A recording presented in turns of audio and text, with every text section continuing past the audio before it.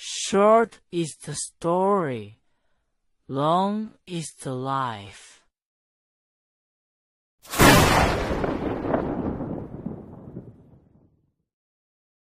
Wukong's Archive presents China Urban Legends, The Ghost Building of Anshan Steel. Hashtag Wukong's Archive Anshan No.1 Blast Furnace, The Ghost Building of Anshan Steel, English script. Have you ever heard of the abandoned No.1 Blast Furnace of Anshan Iron and Steel Company, the first steel mill in Liaoning Province? I have a friend named Wang Jiangwo, an old worker at Anshan Steel. He's not that old. I got to know him when he was 37, already a 12-year veteran operator at No.1 Steelworks. His master was older, Master Guo, in his 60s, who had worked at the mill for 42 years, from apprentice to retiree, and was then rehired. I first heard about No.1 Blast Furnace in the winter of 2017.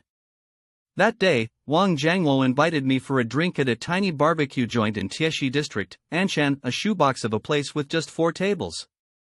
He was off that night. After 2 beers he just stared into space. I had known Wang Jiangwo for 7 or 8 years. He was never the dramatic type, steady, reliable, the kind of person who said exactly what he meant. I had never seen him like this. I asked him what was wrong. He looked at me, put down his chopsticks. No.1 Blast Furnace. You know it. I said yes, Anshan Steel's first blast furnace, built by the Japanese in 1917, decommissioned in 2005, now preserved as an industrial heritage site. He said I was right. But do you know why it really shut down? I said I thought it was capacity upgrades. He shook his head. Capacity upgrades, that's true. But No.1 furnace was actually fired up one more time in 2013. I said that's impossible. The internet says it was permanently shut down in 2005. September 2013. I was on the night shift. At 2:40 a.m., every alarm in the No.1 furnace control room went off. I said the furnace had been cold for 8 years, how could the alarms still work? He said it wasn't equipment alarms. It was the temperature sensors in the hot blast stoves suddenly giving abnormal readings. Nobody knew where the heat was coming from.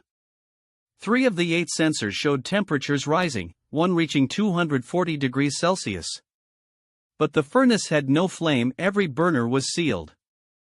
I tried to explain it, faulty sensors? Poor insulation in the hot blast stoves? Everything was checked. Nothing wrong. And the next day, the temperature was back to normal during the day. But that night, there was more than just the sensors. Do you know Jean Lei? My partner. I was taking over from him that shift. I said I didn't know him. Jean Lei took 3 days off after that shift. Later I asked him why. He said that afternoon, while doing his rounds, he found an old photo in a disused office on the 3rd floor. I asked what kind of photo. A group photo from 1958. All the workers of Anshan Steel No.1 Steelworks, celebrating the great leap forward in steel production. Over 200 people. Zhang Lei said he looked at everyone's expression, most were smiling. But a young woman standing in the 2nd row on the left, her expression was one of tears. Not smiling. Her face was covered in tears. I asked what was so strange about that. The strange part is Zhang Lei turned the photo over. On the back, written in pencil, Lin Yulan, 23 years old, graduated from Beijing Steel Institute, died on duty in July 1958. Zhang Lei checked the factory records. The only female technician who died on duty in 1958 was the one who jumped into No.1 Blast Furnace. I said the photo was probably just left in that office all along. But Zhang Lei said that office was sealed shut. The door lock was rusted solid, he had to smash it open with a hammer. There was at least 10 years of dust inside. The office was tiny, 1 desk, 1 chair, 1 metal cabinet. The photo was on the center of the desk. Everywhere else on the desk was thick with dust except the spot under the photo. That spot was clean, as if someone had just placed it there. Anshan Steel's No.1 steelworks was originally called the Anshan Iron Works, built by the Japanese starting in 1916. Why Anshan? Because the iron ore was here. East Anshan, West Anshan, Gongchangling. The ground was full of, or shallow deposits. When the Japanese surveyed it, their eyes turned red. After the Meiji Restoration, Japan pushed hard for industrialization. Steel was the foundation of national power, but Japan itself had almost no iron ore. They had been coveting northeast China's mineral resources for decades. After winning the Russo-Japanese War and seizing rights to the South Manchurian Railway, the first thing they did was a comprehensive mineral survey of the Anshan region. In 1917, No.1 Blast Furnace was lit for the first time. It was one of the largest blast furnaces in Asia at the time, producing 600 tons of pig iron per day. But the cost of building this furnace, the old-timers of Anshan all knew. During construction, the Japanese conscripted Chinese laborers on a massive scale. Back then, Anshan wasn't even called Anshan, it was Anshan Station, a railway settlement the Japanese had seized from the Russian Empire after the Russo-Japanese War. Laborers were lured from Hebei and Shandong provinces with promises of good pay and board in Manchuria. When they arrived, it was digging foundations, hauling stones, and carrying steel rails. Work started before dawn and ended after dark, with one 15-minute break. Master Guo's grandfather was one of those laborers. He was from Zhangzhou, Hebei. In 1916, a recruiter tricked him onto a train, said they were going to Fengtian to repair railways. The train stopped at Anshan. Railway men herded him and 300 others off the train and marched them to the steelworks construction site. What the site was like, his grandfather never wanted to talk about it much. But Master Guo heard a few things as a child. They lived in temporary mat sheds, 0 degrees Fahrenheit in winter with no heat. 2 meals a day, 1 cornbread and a bowl of watery porridge in the morning, the same at night. If you got sick, nobody cared. If you died, they buried you on the spot. His grandfather watched a man collapse while working. A Japanese soldier walked over, kicked him. When the man didn't move, the soldier told 2 workers to drag him to a ditch and keep working. That night after work, the man was frozen solid. The next morning, the Japanese had a few laborers carry the body away and bury it, then come back to dig foundations. Master Guo said his grandfather never showed emotion when telling this story. He told it like it was about someone else. But Master Guo knew it hurt him. When his grandfather talked about looking at the stars at night, he would suddenly stop talking and stare at the sky alone. The death rate at the construction site was staggering. According to internal documents from the Guangdong Government General in 1918, documents later found at the National Archives of Japan, in 1917 alone, over 400 Chinese laborers died at the No.1 furnace construction site. Causes: freezing, starvation, overwork, accidents, violence. This doesn't even count those who were seriously injured, lost their ability to work, and were thrown out of the factory gates to fend for themselves. Master Guo's grandfather was one of the lucky ones. He survived.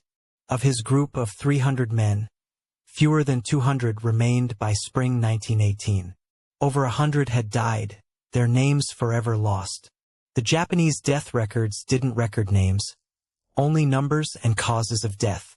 Sometimes they didn't even bother with the cause, just drew an X. Those numbers had names, but only the laborers knew them. And they wouldn't tell. Where the bodies of those 400 people were buried, no public records exist. But there is a story that has been passed down in Anshan for nearly a century. Beneath the foundation of No.1 Blast Furnace lie the bones of Chinese laborers. In 2010, when Anshan Steel was repaving the roads around No.1 Furnace, the construction crew dug up piles of human bones. Someone called the police. Public security came, said they were anonymous remains from the old society, and took them away.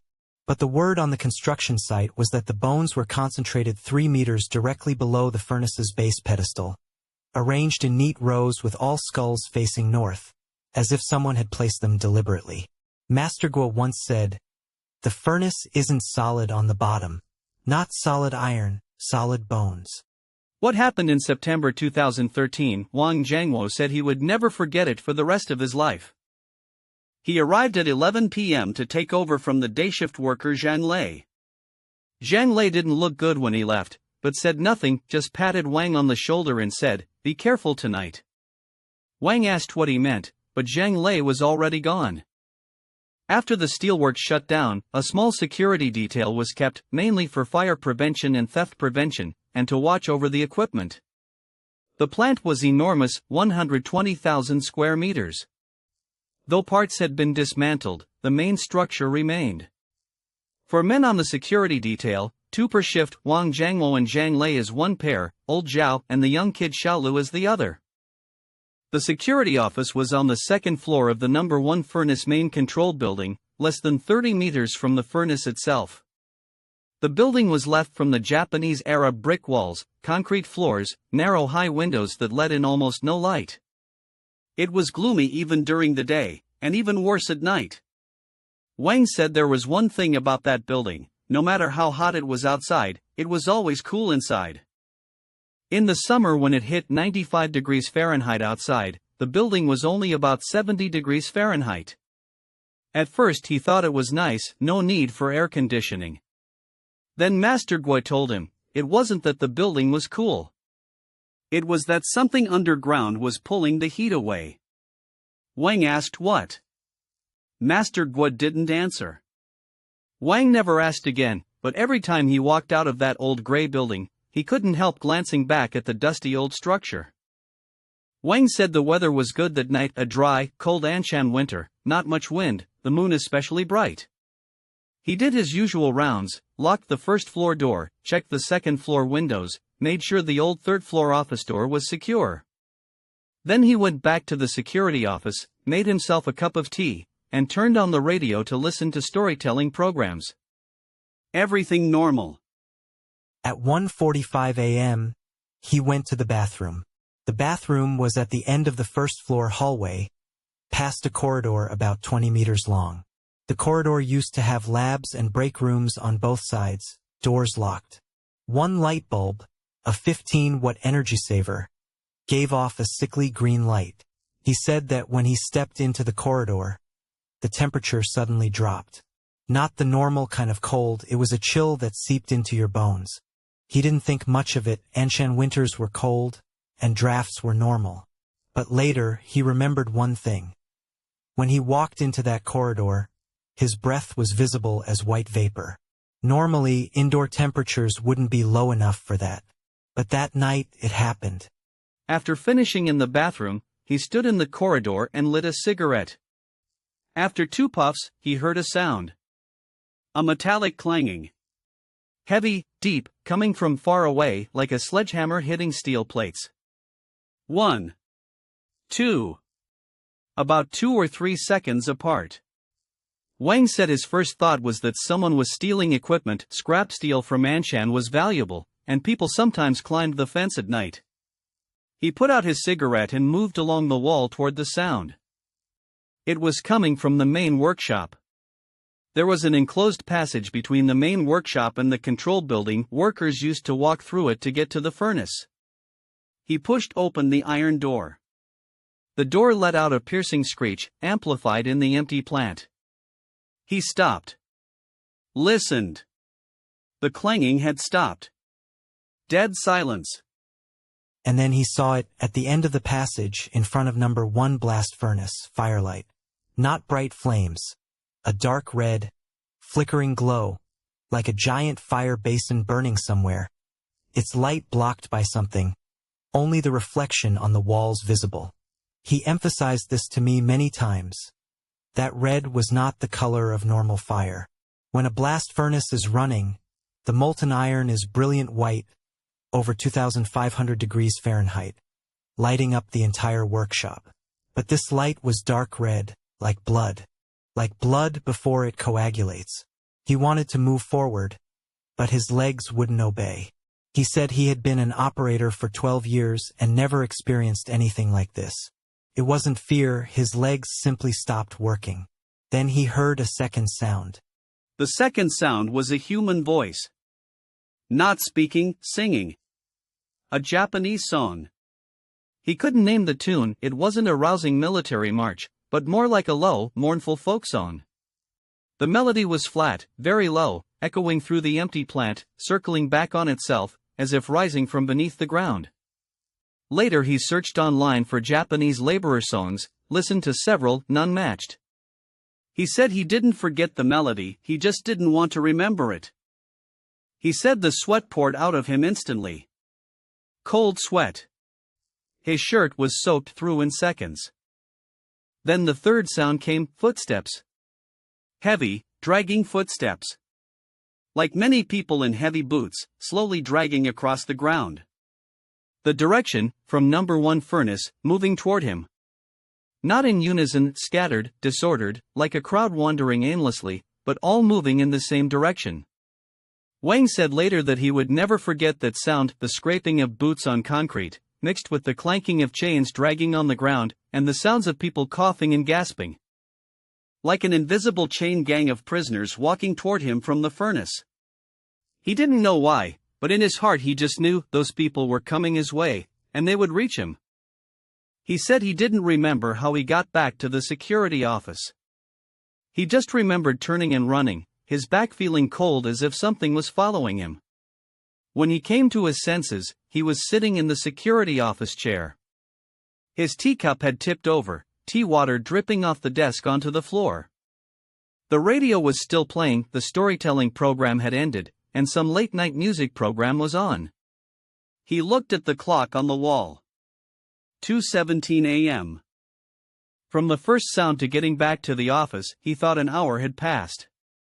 In reality, less than 15 minutes. He hesitated for 10 minutes, then finally decided to call old Zhao.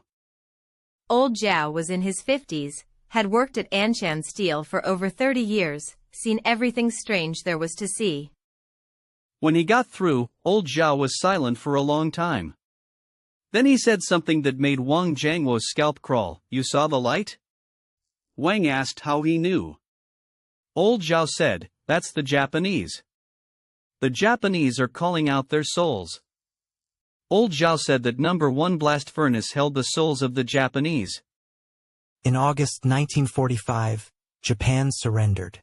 The Soviet Red Army marched into Manchuria and took over the Anshan ironworks. Before they withdrew, the Japanese did something that few people knew about. The Japanese had a vault of core technical data, 30 years of steelmaking process data from 1916 to 1945, equipment blueprints or mixing ratios, everything, all in a dedicated underground archive room. The Japanese didn't want these materials to fall into Soviet hands, and they didn't want to hand them over to the Chinese either. Those materials represented 30 years of Japanese expertise, from or ratios to coke quantities, from furnace temperature control to cooling water circulation. Some of the most advanced steelmaking technology in East Asia. They chose to destroy them. The method? Throw them into No.1 Blast Furnace.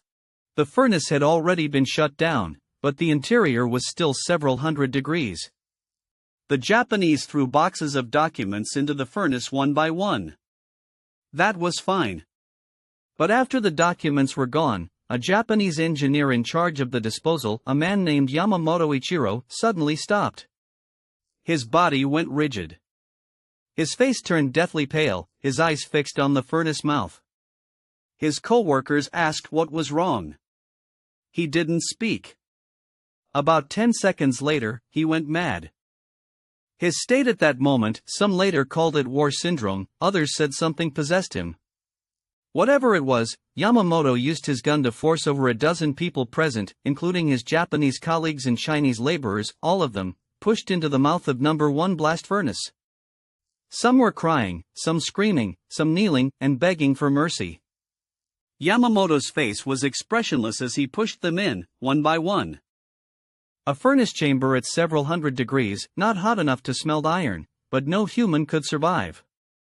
More than a dozen people were roasted alive inside that furnace.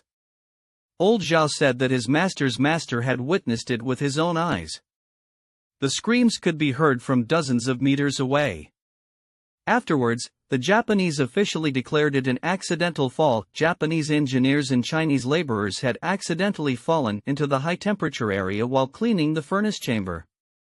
But Chinese workers at the scene had seen everything. Yamamoto had forced them at gunpoint. What happened to Yamamoto afterward, accounts differ. Some say the Soviet Red Army captured and interrogated him. After learning the full story, they executed him on the spot. Some say he went mad, howling every day in the prisoner camp, muttering the names of the dead as he died. Others say he was never captured by the Soviets at all. The night before the Red Army entered Anshan, Yamamoto locked himself in the No.1 furnace control room and committed seppuku with a military sword. The last account has no official record, but the old-timers of Anshan Steel swear it's true. They say Yamamoto's soul has been trapped in No.1 furnace ever since. On certain days of the year, especially around the anniversary of Japan's surrender, abnormal things happen at No.1 furnace. This isn't superstition. It has been verified by generation after generation of security workers. Old Zhao himself had encountered it once. One year, on August 16th, he was drinking with friends and passed by No.1 furnace. He clearly heard that song. He said he couldn't understand the lyrics, but the melody was deeply sorrowful. Later he searched online and someone said it was a funeral song the Japanese sang when they lost the war. That was the summer of 2003. He hadn't been assigned to the security detail yet. He was working at No.3 furnace. He was passing by No.1 furnace to pick up a tool. It was around 5 p.m., still light out. He said when he walked into the first floor passage, he suddenly smelled a very strong burnt odor. The smell of burning fabric mixed with something charred. He looked around, nothing unusual. But the smell lasted about 2 or 3 minutes, then vanished as if someone had flipped a switch. Later, he heard from the old-timers that the clothes the dozen people pushed into the furnace in 1945 were made of that Japanese work fabric. The burnt smell wasn't coming from anywhere else. It was seeping through the gaps in the furnace walls and floor tiles. In 1958, the whole country was in the great leap forward in steel production. As the flagship of the steel marshal, Anshan Steel bore the heaviest burden. Quotas from above were layered on, and the plant was competing to launch satellites. Whoever produced more was the hero. By then, No.1 Blast Furnace had been running for 40 years, its walls aged, its cooling system outdated. Under normal circumstances, it should have been running at reduced load. But in 1958, the slogan was double steel output. No one dared to suggest reducing the load. And so it happened. The one who died was a female technician named Lin Yulan, 23 years old, fresh out of Beijing Steel Institute, assigned to Anshan Steel. Lin Yulan's background was tragic. Her father was a veteran of the Northeast Anti-Japanese United Army, killed by the Japanese in Heilongjiang in 1941. Her mother raised her alone, borrowing money to put her through school.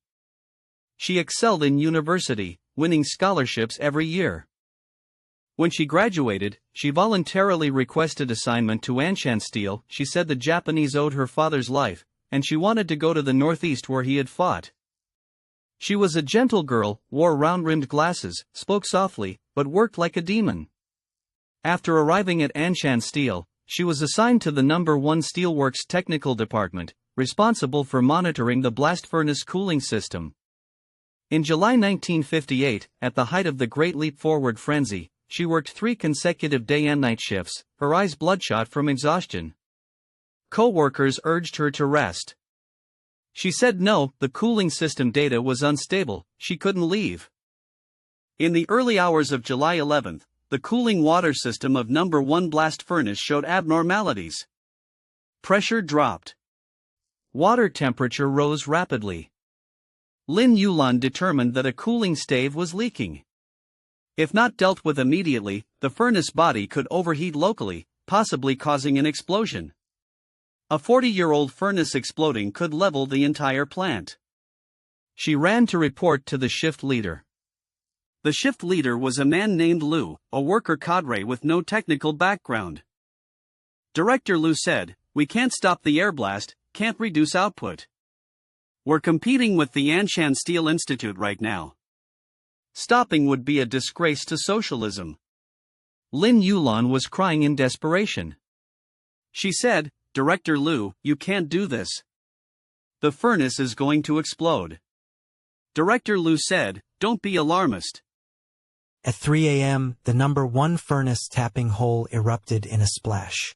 Molten iron mixed with slag shot out like cannonballs, burning 3 furnace workers on the spot. At the same time, the gas pipes at the top of the furnace exploded with a bang. Lin Yulan made a decision that every old Anshan Steel worker would remember forever.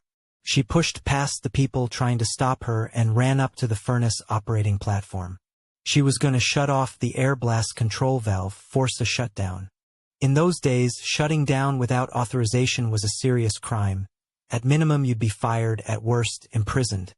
A young worker tried to grab her, couldn't hold her. She was a thin, frail girl, but that day her strength was terrifying. She shook him off with ease.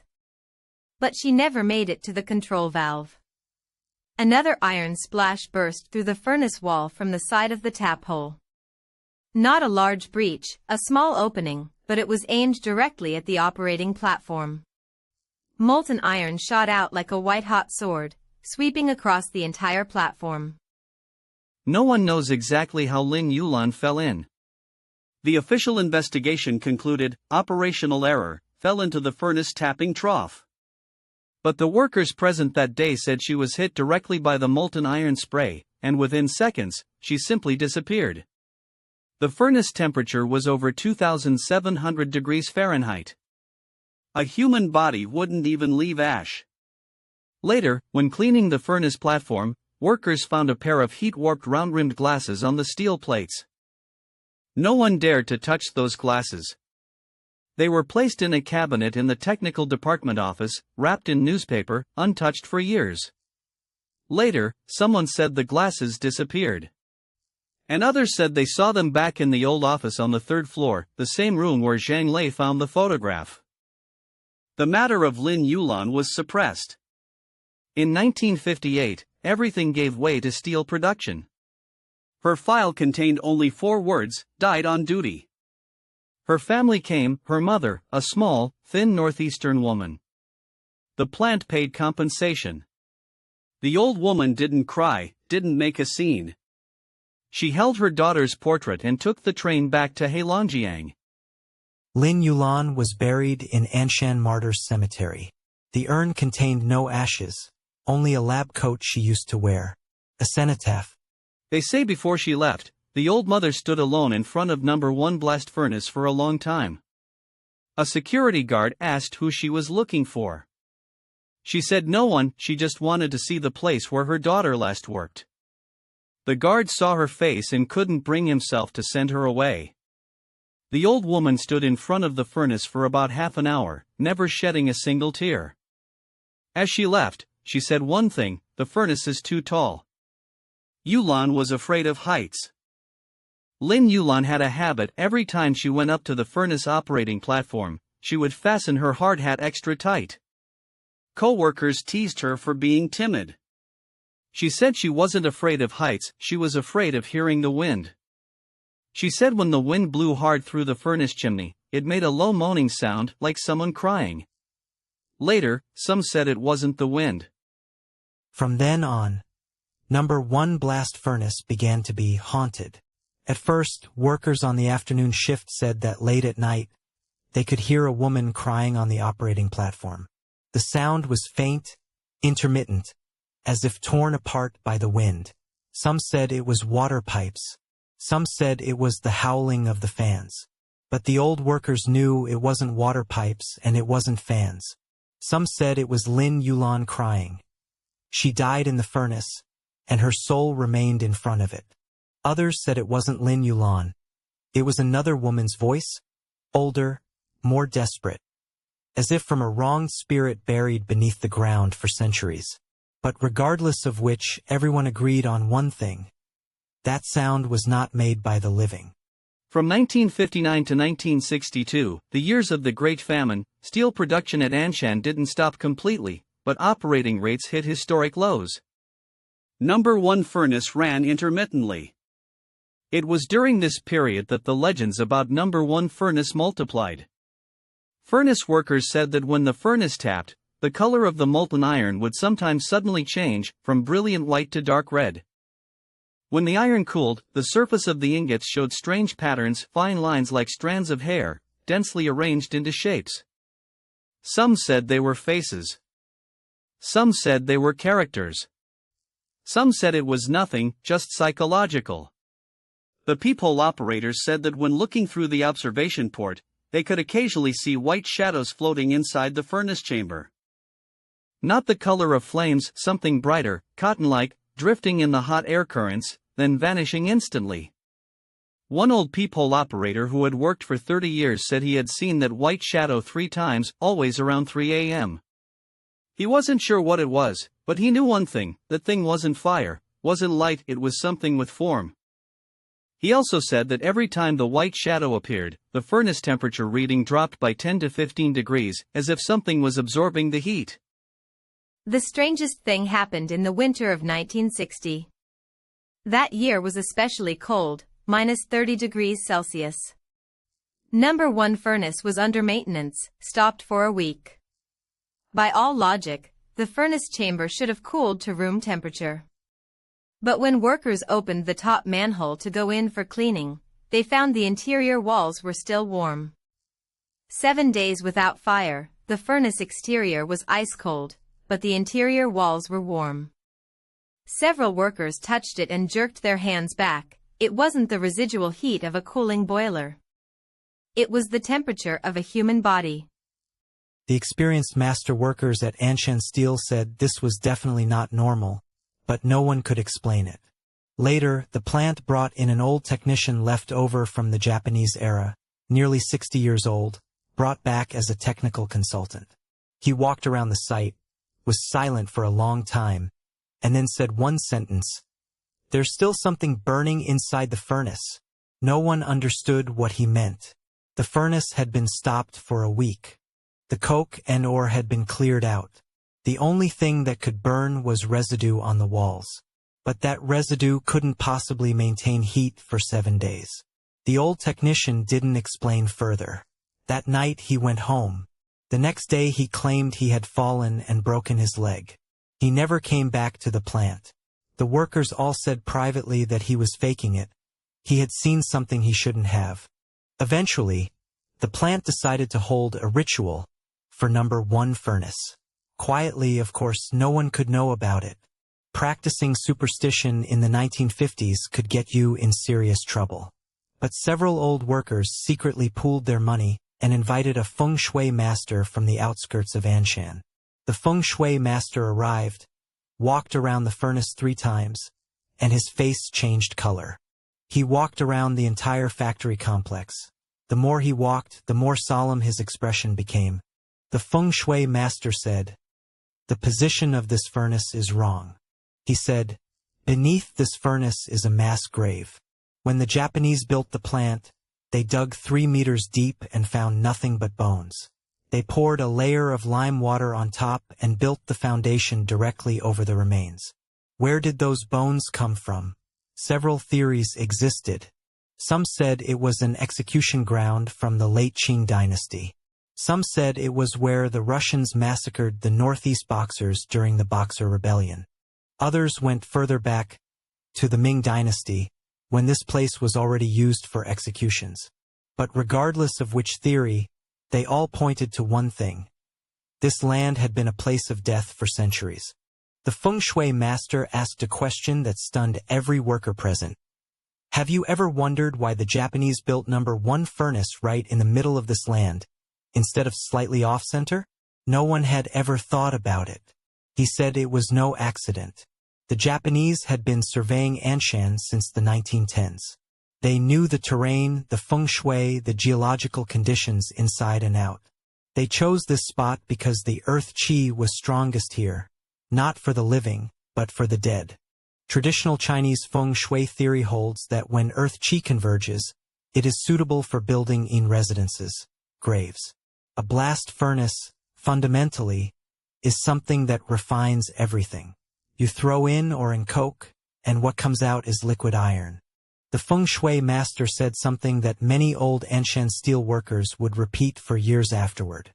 He said, "A blast furnace, in its fundamental purpose, is no different from a crematorium. A crematorium turns bodies into ash. A blast furnace turns or into molten iron. The only difference is the raw material. The Japanese built a giant incinerator on top of a mass grave, and it burned for nearly 100 years. The entire foundation is saturated with resentment." He said, "This furnace of yours appears to be smelting iron, but in reality, it's an incinerator that's been burning all along. The spirits of the people buried beneath it, the 400 laborers, the dozen souls Yamamoto pushed into the furnace, and the female technician who jumped into the molten iron, none of them have been able to leave. The furnace has refined them all in." The feng shui master left without taking any money. Before getting into his car, he turned back and looked at number 1 furnace. He shook his head. His parting words were, "You'll have to shut this furnace down sooner or later. If you don't shut it down, it won't stop. Even after you shut it down, the part underground will keep burning. It will keep burning until there's nothing left." In 1966, the Cultural Revolution began. As the nation's largest steel enterprise, Anshan Steel was quickly swept up. Workers split into factions, and the plant descended into chaos. That's when a group of Red Guards came from Shenyang, declaring they would wipe out all vestiges of feudalism and imperialism. They had heard that number 1 furnace was built by the Japanese, and they clamored to smash it. About 40 or 50 Red Guards showed up, mostly teenagers and young adults in their 20s, red armbands on their sleeves, carrying iron bars and hammers. They charged into number 1 steelworks, shouting that they would smash the Japanese imperialist blast furnace. Old workers blocked the entrance. The Red Guard leader was a young man of about 18 or 19, with a loud voice, shouting about smashing the 4 olds. That was when Master's own master, an old master worker surnamed Ma who had been at the plant for 30 years, stepped forward. Master Ma didn't argue with the Red Guards. He said just 2 things. First, this furnace is now property of Anshan Steel, property of the nation. If you smash it, you're destroying state property. Second, smashing the furnace is easy. But think about it, there are hundreds of Chinese bones buried under it. If you disturb the foundation, those bones will come to the surface. Are you ready to see those bones? The young Red Guard leader's face changed color. He hesitated, then led his people out of the plant. But they say that as he reached the factory gate, he turned back and looked at number 1 furnace, and asked Master Ma, "Does this furnace really have ghosts?" Master Ma didn't answer. After that, the Red Guards never troubled number 1 furnace again. But the old workers said privately that the real reason they didn't come back was in fear of destroying state property. It was because when Master Ma said those words, the Red Guard leader had seen something moving on top of number 1 furnace. It was broad daylight, under the bright sun. On the furnace chimney stood a woman in a white coat, facing east, completely still. The young Red Guard leader saw it, but didn't dare say anything. After he led his people away, he reportedly had nightmares for days. Later, he sent word to Master Ma, "Keep the furnace safe, I won't smash it. But tell that woman to stop standing on the chimney. It's frightening." When Master Ma heard this, he said nothing. That night, he went alone to stand in front of number 1 furnace for a long time. In the autumn of 1998, another incident occurred at number 1 furnace. It was just past 4 a.m. A furnace worker surnamed Zhou, in his 40s with 20 years at Anshan Steel, was passing by number 1 furnace. He said he saw someone standing on the furnace operating platform. The person was wearing a white lab coat and a hard hat, facing the furnace mouth, completely motionless. Old Zhou called out, "Who's up there?" No response. He called out again, still no response. Old Joe felt something was wrong. He ran to get the shift supervisor. When the two of them returned to No.1 Furnace with flashlights, the platform was empty. But on the railing, the iron railing about 25 feet above the ground, a white lab coat was draped. The lab coat was spotlessly clean, no dust, no stains, as if fresh from the laundry. Old Joe mustered his courage, took down the lab coat, and examined it. Embroidered on the inside of the collar were 3 characters, Lin Yulan. Old Joe said his hand was trembling at that moment. He handed the lab coat to the plant office. The office staff checked their records and confirmed that a technician named Lin Yulan had indeed died on duty in 1958. But her personal effects had been taken away by her family. How did the coat reappear on the operating platform? No one could explain. What happened to the lab coat afterward, no one knows for sure. Some say it was taken by the plant office. Some say Old Joe threw it away. Some say he hung it back where he found it, afraid of causing trouble. But the most widely circulated story is that Old Joe folded the lab coat neatly and placed it back in the third-floor office, the same room where Zhang Lei later smashed the lock to get in. Old Joe placed a bouquet of flowers next to it. The next day, the flowers were gone. The lab coat was still there, neatly folded. In 2005, No.1 Blast Furnace was officially shut down. The official reason: capacity upgrade. The old furnace was inefficient and polluting. The old-timers at the plant said nothing, but each knew in their heart. On the day of shutdown, many retired workers came back, standing outside the plant and watching. Some were crying. Someone said it wasn't about feeling sad, it was about the stone that had been pressing on their hearts for decades finally being lifted. Master Guo was there that day. He wore a clean work uniform, standing in the crowd, watching as the last flame at No.1 Furnace's tapping hole slowly died. He said the color of the molten iron changed from brilliant white to orange, from orange to dark red, and finally to black. The slag solidified at the mouth of the furnace as if the furnace had finally closed its mouth. But it wasn't over. The fire in No.1 Furnace had gone out. But the legends about it never stopped. Every summer, someone would tell of seeing light flickering on that dark furnace body at night. In 2008, while planning the industrial heritage renovation project for No.1 Furnace, the survey team encountered a strange problem. When drilling core samples near the furnace foundation, the drill bit broke at less than 30 feet. Not a mechanical failure, but because the bit hit an abnormally hard substance. They changed drill bits, tried several different positions, the same result. At depths between 25 and 40 feet, the drill bit would suddenly jam or break. When the workers brought the drill bit up, they found a dark brown substance adhering to the carbide cutting edge. It wouldn't burn off. Acid couldn't dissolve it. No one knew what it was. They sent it to the Anshan Steel Technical Center for analysis. The spectrographic results were strange, the composition didn't match any known metal alloy or rock mineral. The technical center said, "This stuff doesn't belong to anything we've ever seen." Eventually, the matter was dropped. The official explanation was that there might be undiscovered iron or nodules underground. But some old workers disagreed. They said that thing underground wasn't any kind of mineral nodule, it was the root of the furnace. A root that the furnace had grown underground, connected to the foundation itself. You might have stopped the fire above, but the part below was still burning. No one knows where this story originated. But several retired old workers swore it was true. They said that in 2008, a drill rig operator had a dream that night. In the dream, a woman in a white lab coat, wearing round-rimmed glasses, stood before him and said one thing: "Don't drill any deeper. I'm down there." There was an even stranger story. An old Anshan Steel engineer wrote a memoir after retirement, never published, but the handwritten manuscript circulated among a few old colleagues. The book mentioned one incident. In 2003, Anshan Steel hired an outside design institute to evaluate renovation options for No.1 Furnace.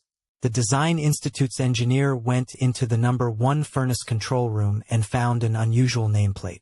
The nameplate was embedded in the wall, half covered by plaster. The exposed part was inscribed in Japanese. Workers chiseled the plaster away and found a copper plate inscribed with Buddhist sutras, Shingon sect esoteric Buddhism sutras. The engineer took photos and had them translated. The result was a text for the salvation of the dead, who had embedded this nameplate and when no one knew. But when the old workers heard about it, they all said, the Japanese themselves knew this place was unclean. They had invited monks to chant sutras as soon as the furnace was built. The problem was, the chanting didn't help. Everything that was supposed to happen happened anyway. As for Wang Jiangwo, after that incident in 2013, he took half a month off. When he came back, he was transferred to a different position, no more night shifts. I asked him if he had ever gone back to No.1 Furnace. He said once, during the day, with a few young workers to clean the plant. He said that during the day, apart from being old and dark, there was nothing unusual. But he said something that I have never forgotten, you know what? Standing there during the day, I could feel it. There's something under my feet. I asked what it was. He didn't answer. I never asked him about it again. But every time we meet for a drink, I think about what he said that night. He took another drink, finished his beer, and stared out the window at the gray night sky over Anshan. The streetlight reflected off the glass of the barbecue joint a white glare, like the color of the furnace mouth the last time the fire went out. If you enjoyed this story, please like and subscribe. New urban legend every day.